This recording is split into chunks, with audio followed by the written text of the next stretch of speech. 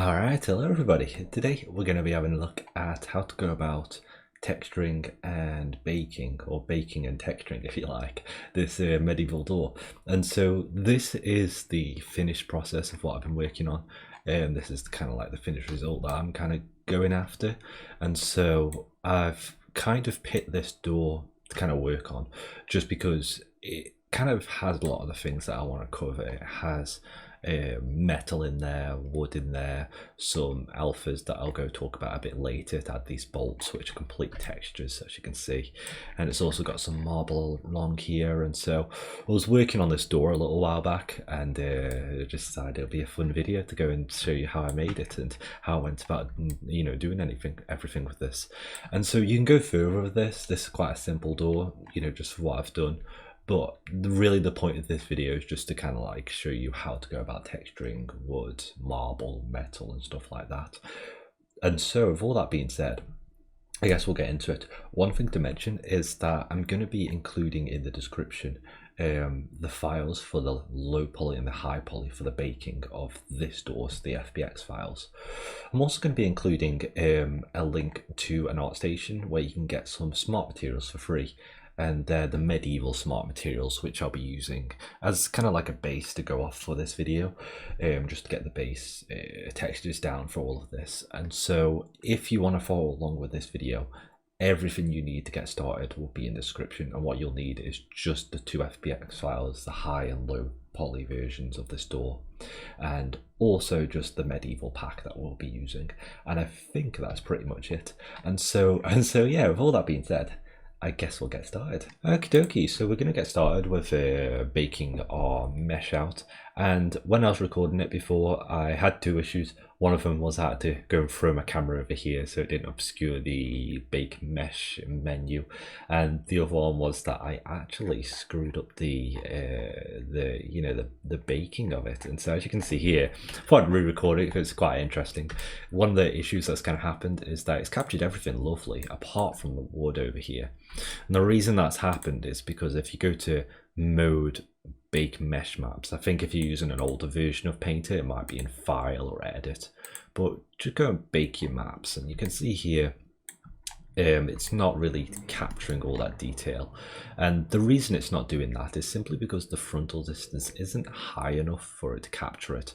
And so as you can see here, it's only captured a little bit of the wood just in the center there.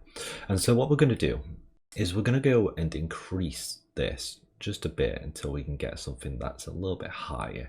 And a lot of the process with trying to bake stuff out is just experimenting, seeing how things can bake, seeing if it works, what doesn't work and whatnot.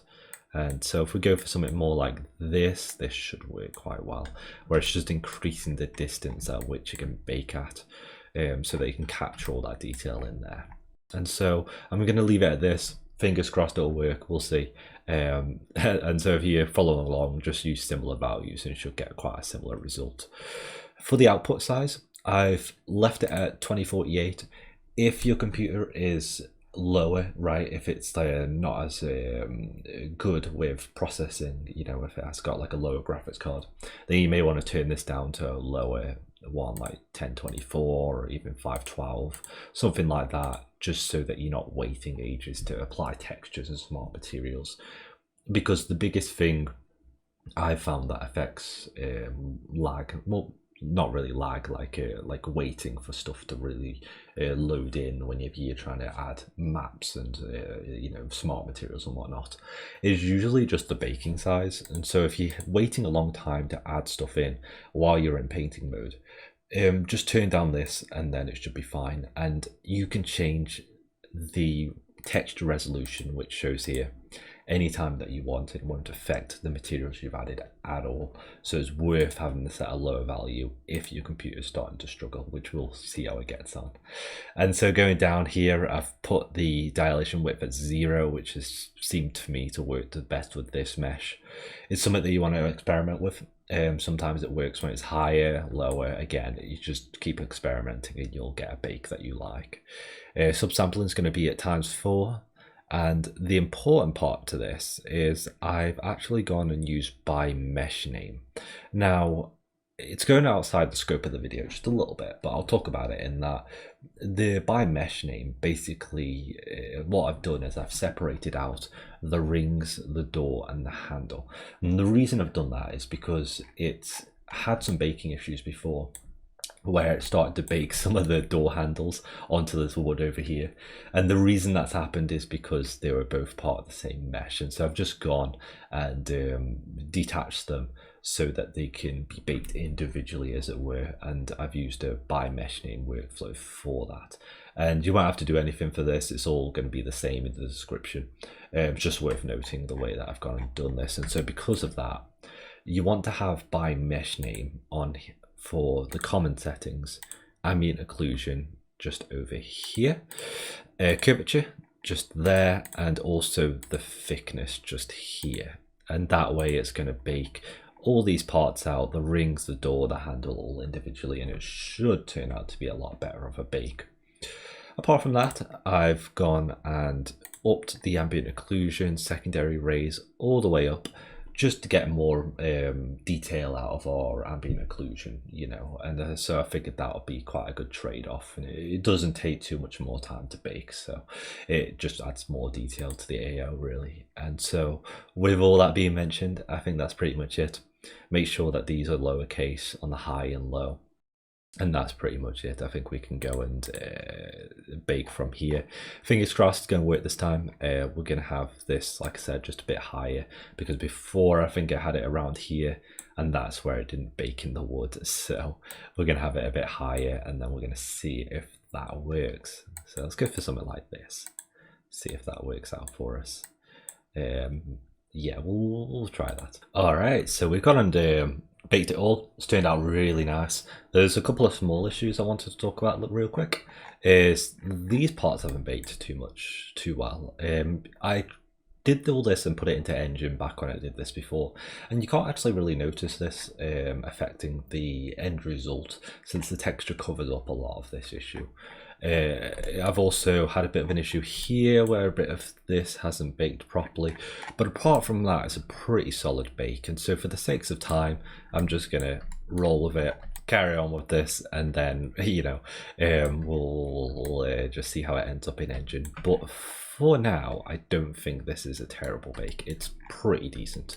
And one other thing I wanted to mention before we get to adding our layers in is if we just go back to bake mesh maps, I also went and added my high definition mesh, which I didn't mention before, where you just need to add in the mesh that you've got from the description and add it in through here, and that'll give you the high resolution mesh. And so apart from that, now that we've done all the baking, we can then get on to doing the painting or the texturing. And so to do that, what we're going to do is we're going to filter out these, so it's just showing the smart materials.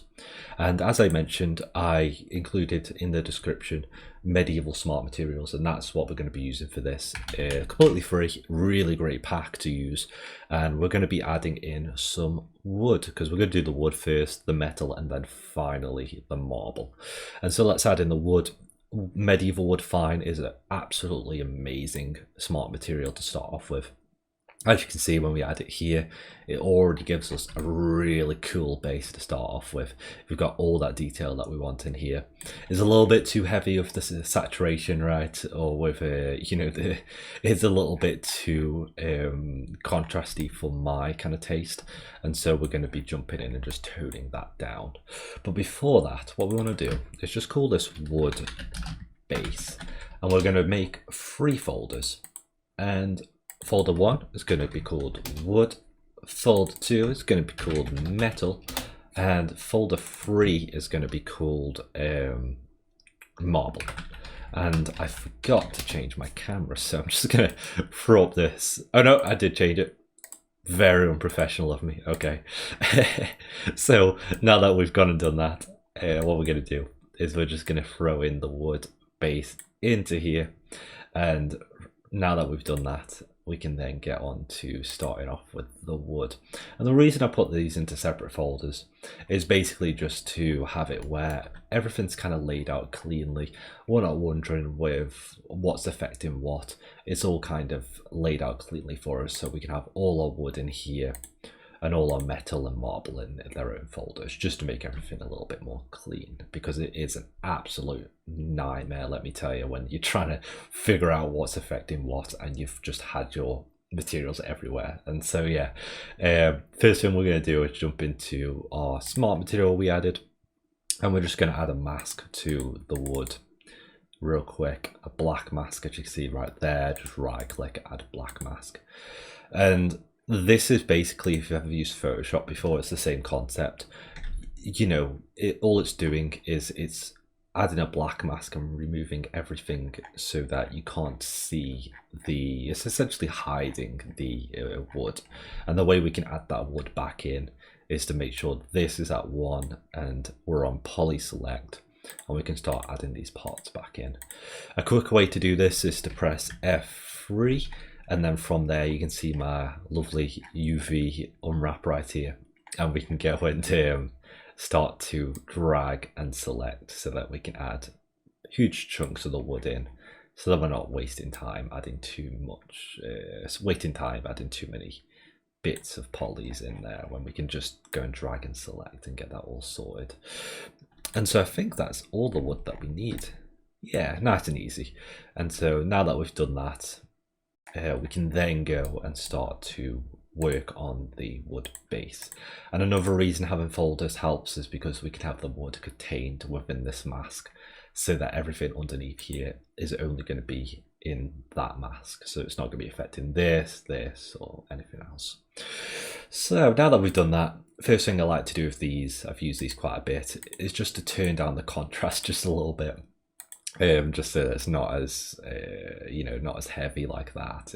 We turn down to something like about 17 should be a good start. So it's got a little bit of that contrast in, but it's not too heavy.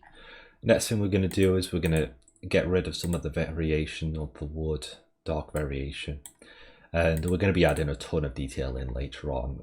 So kind of getting rid of some of this to start with is always a good idea, just to make the smart material your own, if anything else. And so we're going to turn down the grunge as well, just so that we can kind of have our own material that we can kind of work off.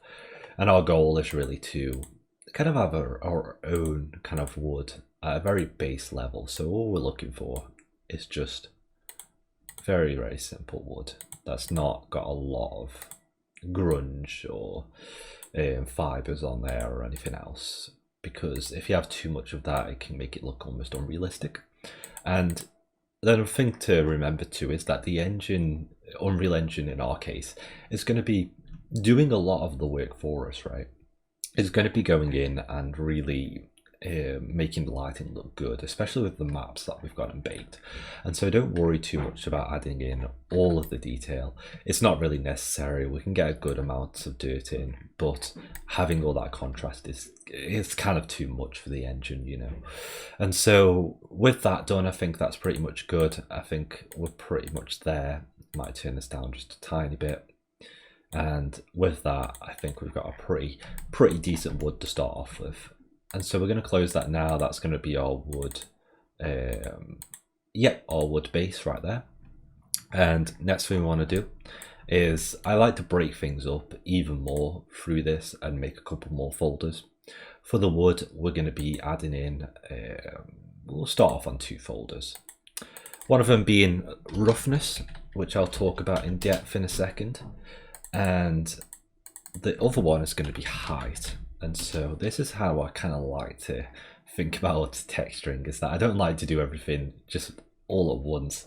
I like to break everything down into the different components. And so you can see here we've got base color, which we've just sorted, height, and then roughness. Don't need metallic, we don't need normals for now.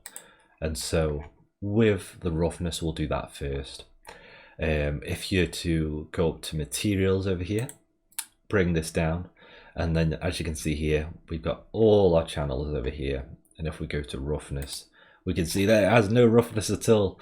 And the reason it has no roughness is because the smart material didn't add any at all. But that's okay, because we're going to be using our own roughness texture to add in that detail. And so what we're going to do is we're going to type in wood, and we're going to be filtering it out so it's just textures. And as you can see, we've got all these ones here. We've got this one, this one, this one, this one. And what we're going to do is we're just going to, we'll start off on this one. This one looks pretty good. I think wood is kind of a tricky one with roughness because you really want to kind of balance it out so it isn't too contrasty, but we'll see how we get on. And so we want to add a fill layer up here. This is just a normal fill layer, and we'll call this rough 1. So once we do that, we can go over to properties, fill. If you don't see this here, you can find all your views up here, and you can see layers is just there where this is. And it'll probably get added somewhere down here. We can just drag it up to here.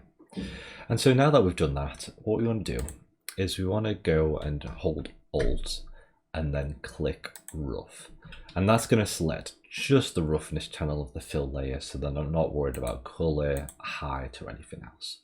Now, as you can see here, if we move this up and down, you can see that we get black and white. And that's pretty much how the whole of roughness works, with black and white and gray. In that if it's black, that means that it's not rough at all. And if it's white, that means that it's completely rough. But if we go and add in a texture over here, so if we go and add our grunge wood, we can see that it's got a combination of both. It's got something that isn't very rough at all and something that's completely rough. And this is great because what we can do is we can actually start to tile it a bit so we can get it looking a bit more like wood. Something that isn't, we don't want it this big because we don't want it too visible that it's tiling, but something like this would be pretty cool so that we can get some good detail in there. And so as you can see, that's getting some cool roughness in there. And we can also invert it if you want it like this. In my case, that looks pretty cool because what we can have is the wood being really rough and then parts of it being less rough over here. So that's pretty cool. And so what we can do is we can go back to our material and we can see how it's kind of affected it a little bit. As you can see, with it off and with it on, you can see parts of it are looking less rough and parts of it are looking more rough, which is exactly what we want. Get a bit of variation in there is always good. Next, we want to be having a look at our height. And so if we go and jump on height, one really cool thing to kind of go and do with your height to begin with, as a first thing that I always like to do, is you want to just go and type in AO as the fill layer that we just added.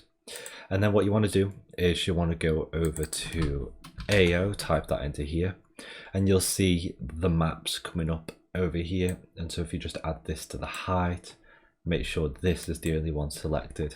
As you can see, this has really helped to really bring out that wood. If you compare these two, it's like night and day. You can see the wood really starting to come out. And to me, this looks a little bit too heavy. And so what we're going to do is we're going to come up to here and go to height and then just turn it down just a little bit. And all this is doing is it's kind of like bumping up the ambient occlusion quite a bit more than it was before, just to really push it just a bit further so that we're getting a really nice look from our AO. So I'm quite happy with that. That gives quite a nice vibe off. Once that's done, then we start to get into wear and tear and dirt, because we've got a very good base right now, but the only problem with this wood texture right now is that it's too clean, it's too perfect.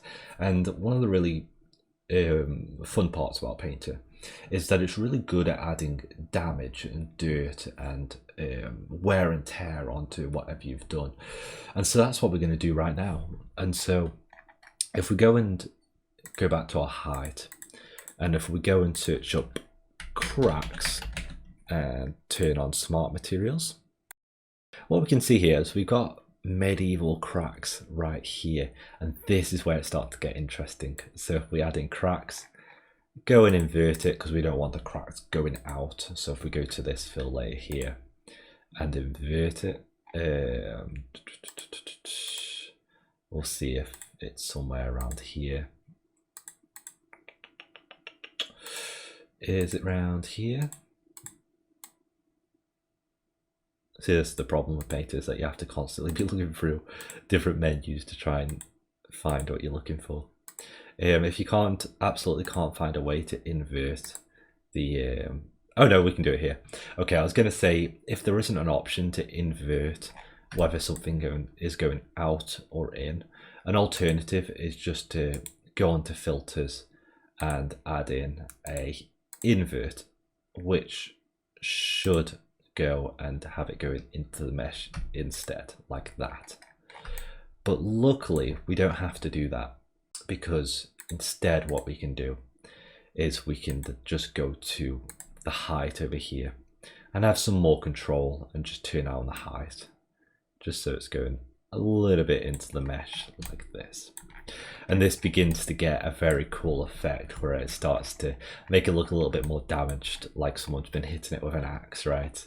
And getting that kind of wear and tear and realism into it.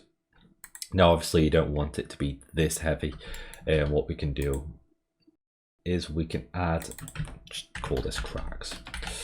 We can go and add a mask, black mask, and we can actually go and start painting in the detail in.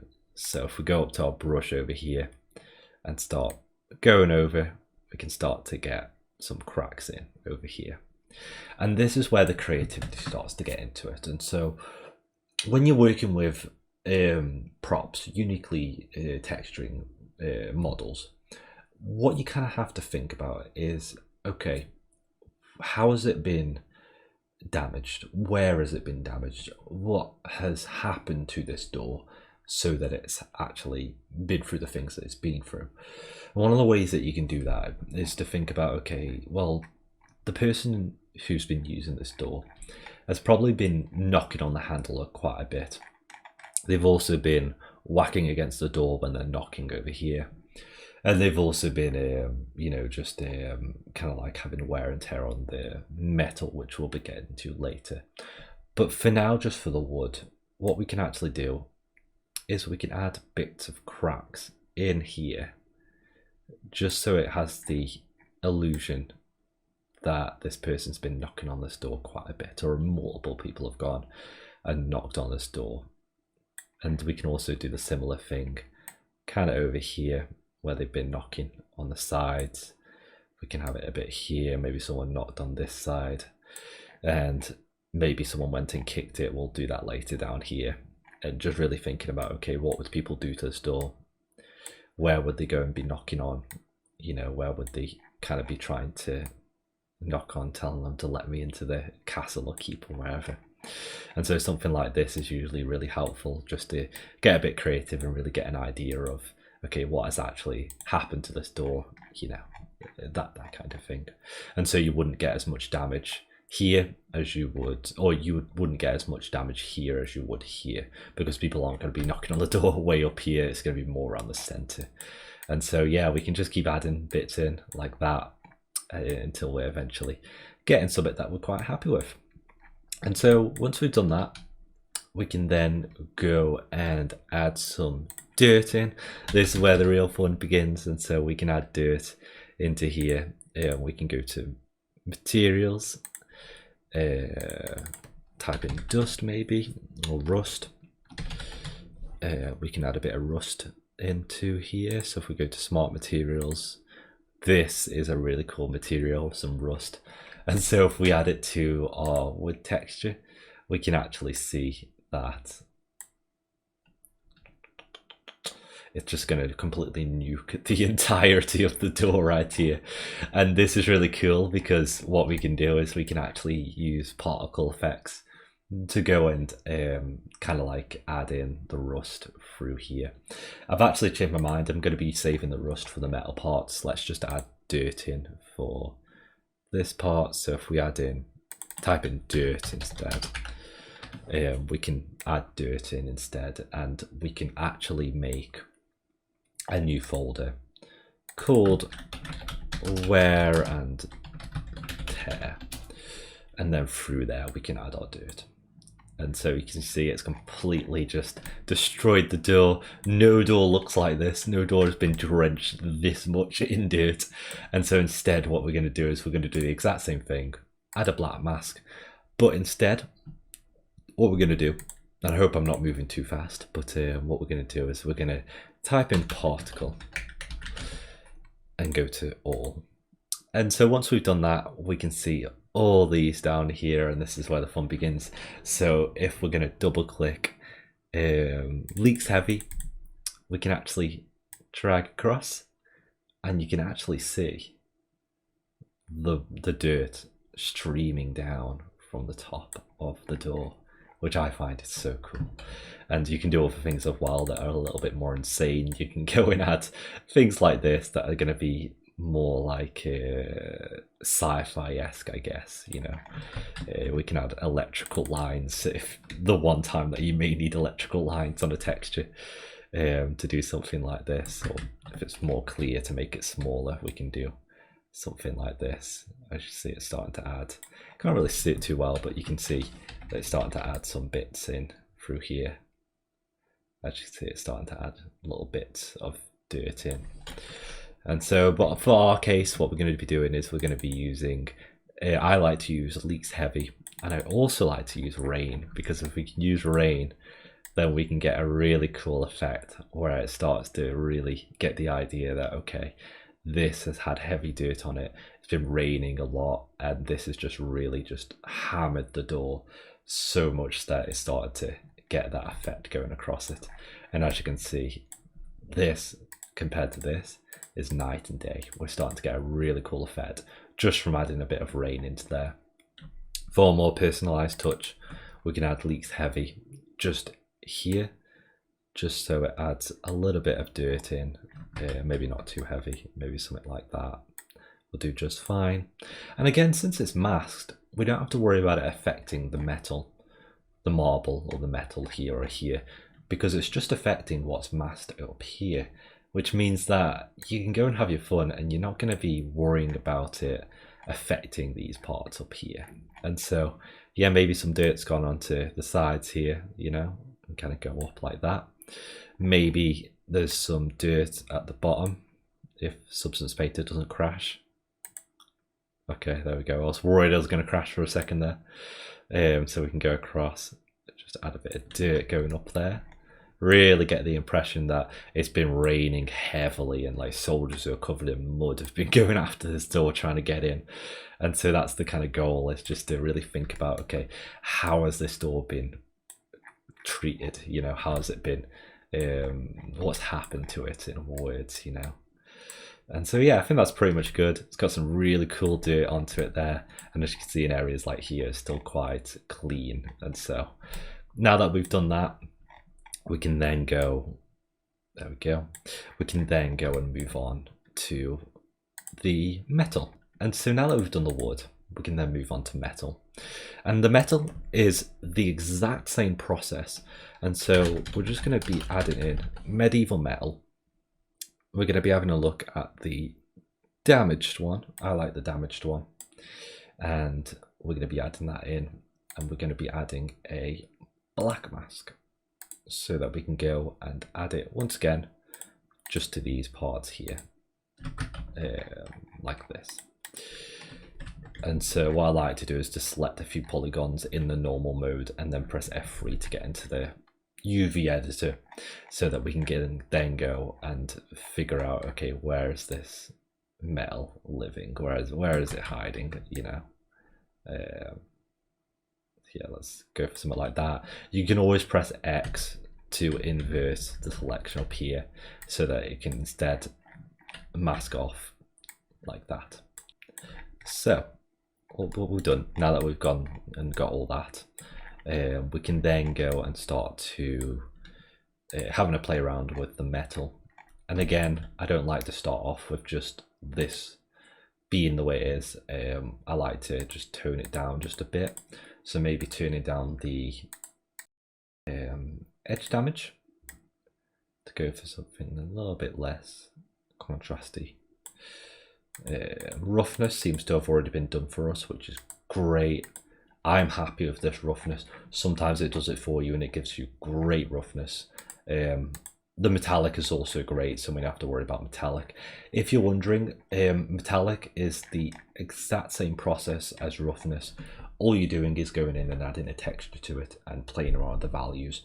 Black means that it's not metallic at all. White means that it's completely metallic, just like black roughness means that it's not rough at all, and white roughness means that it's completely rough.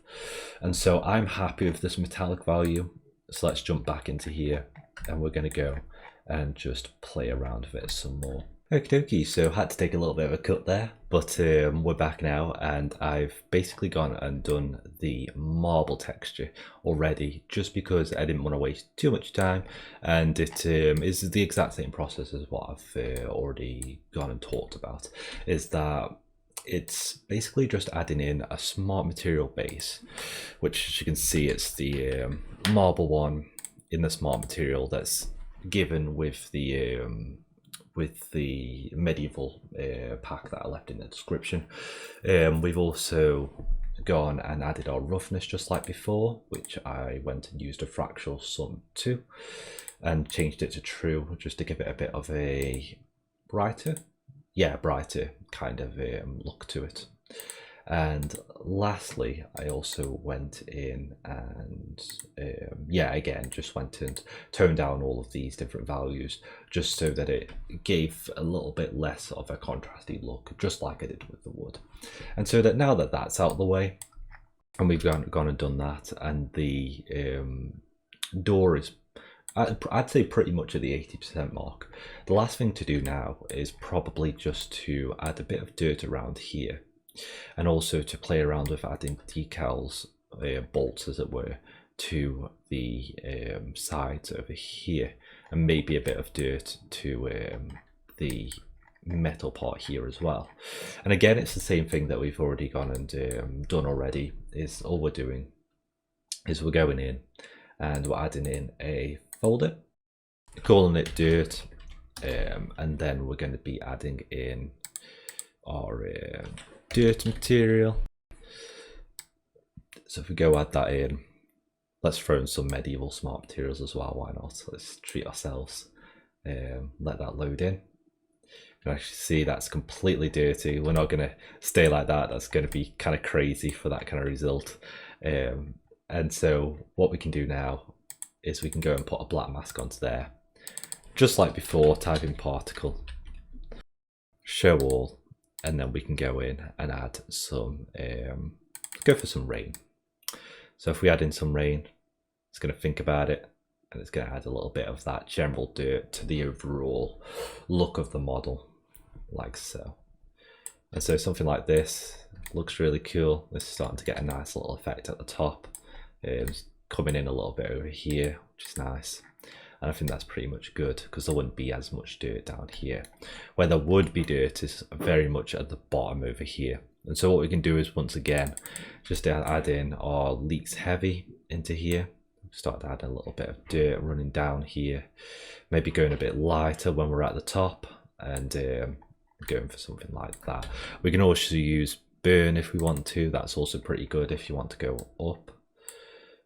Kind of adds a little bit more of a gradient effect than the other one did. I'm more happy with that actually. And then maybe just adding in a last bit of leaks heavy just to get in that bottom bit that doesn't seem quite to have covered, but I think that's to do with the base texture not having that anyways. So what we could always do is go into our dirt and just bump up our mask so that we can add in a little bit more of that dirt into there.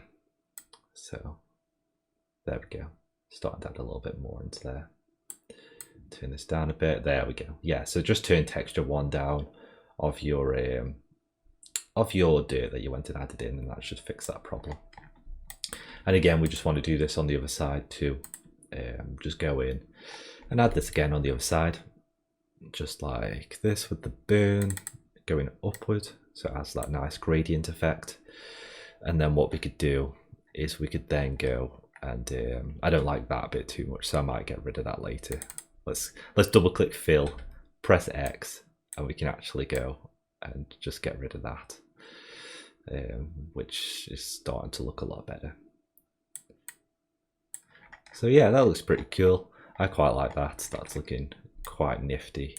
Okie dokie, so now that we've added a ton of dirt to our model over here, the final thing that I wanted to talk about before ending this video and exporting this final texture out is I wanted to talk about decals real quickly. And so to add a decal into Painter is really easy. All you want to do is you want to look for a smart material just to get you a good base to start off with, and we're going to use a similar thing as we've done with the medieval metals. So we're just going to type in medieval. We'll go for the damaged medieval metal over here. We're going to add it to our new folder that we've just made called Decals, and once that's done, we're then, as usual, going to make a black mask. The only difference this time is instead of going in and adding it in with the poly select over here like this, we're instead going to be using an alpha to go and add those details in. And to do that, what we're first going to do is we're going to go and just turn down just a bit of these, just like before, and then we're also going to just turn down our AO just a tiny bit too. Cool. So now what we need to do is we need to go to the left and just type in bolt. I'm going to see, because this pack of bolt alphas I actually bought, but I'm going to see if I can find a similar one, that I'll put in the description that can do a similar effect. But as you can see, I've got all these bolts down here, and it's basically just a black and white masked alpha. And I'm going to pick a random one of these. I reckon this one looks pretty cool. I'll go for that one. And then what we can do is we can go and start to paint it in. So if we go back to our paintbrush, we can start to add these parts in. As you can see now, it's added in the bolt, but it doesn't look good at all because there's no height added to it. And so what we can do is we can make a new layer like this, put it in the folder. I'm going to call this height, and we're just going to go and bump up the height all the way to 1 so that it can add a little bit more interest to it. We'll see how that looks. So if we turn it down a bit, add that in, you can see that's starting to get something looking really cool. I'm still not quite happy with this, so let's see what else we got. That one looks a lot cooler. We'll go for something like that. We go for something like this. I quite like the look of that. We've got tons of different ones we can use, and again, I'll have a look for you in the description, or I'll have a look for you to see if there's anything I can put in the description that's similar to this. But something like that looks kind of cool. We can go add in something like this. Yeah, we'll add in something like this. Doesn't look good. And so what we're going to do is we're going to make it look a bit bigger. We're going to turn on mirror, which is just up here like that, and then that way we can go in and add in our bolts so that they're uniform and they're having a bit of symmetry to them. And so don't worry too much about the positioning of them. If you can get them roughly equal, then that's kind of the goal with this. So if we do something like this, I reckon this will look pretty good. Yeah, something like that. That looks pretty nifty. Go for something like that. And then we can do the same underneath. Just go for something like this. That. And then we can do the same underneath and just do something like this.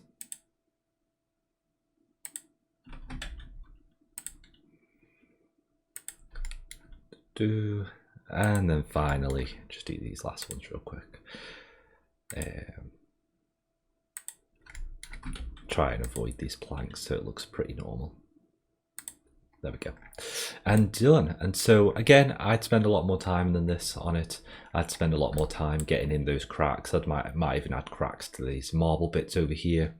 I might add more dents onto the bottom here. I might add more dirt around here and to these side parts around here. But for a quick overview, I don't think this is too bad. The main kind of takeaway from this is that I've kind of like taught you the techniques to really go and make a cool texture for your model that you've made, or for this one if you wanted to follow along. And from that you can really go in depth and go further with this and add more dirt, more grime, more rust and whatnot, and really go and you know, fill out this so it looks quite unique and you know, quite detailed. And so now that we've done that, the last thing I want to kind of do before ending this video is just to export this model. And so to export the texture for this, what we're going to do is we're going to go to File, and what I'll do is I'll just move my camera just so you can see what I'm doing. What you can do is you can there we go. Here you can go to File, Export Textures, and then from there you can export it here. Again, if you wanted a higher resolution, all you do is bake mesh maps, and you'd go to a higher resolution here and then go and bake it again, or then go export it again rather. And so what we're going to do is just turn off symmetry, go to File, Export Textures, and then what you can do is you can use the Unreal Engine 4 packed one over here. I have my own over here, but all that does is it removes a map. I can't remember which, but it added an extra map that I didn't want. But normally Unreal Engine 4 packed is pretty fine. You can go to there, set your resolution to whatever you like, so say 2048, and then you can export it there, and that's pretty much it. I'm just going to jump over to rendering real quick so we can get a quick render of our final work. And as you can see here, this is looking really cool. This is starting to get something that I'm quite happy with, and it's kind of like at a alpha quality level right now, where it's really at the 90% mark, where you can then go and take it further and add that little extra step of polish, if you like, to it.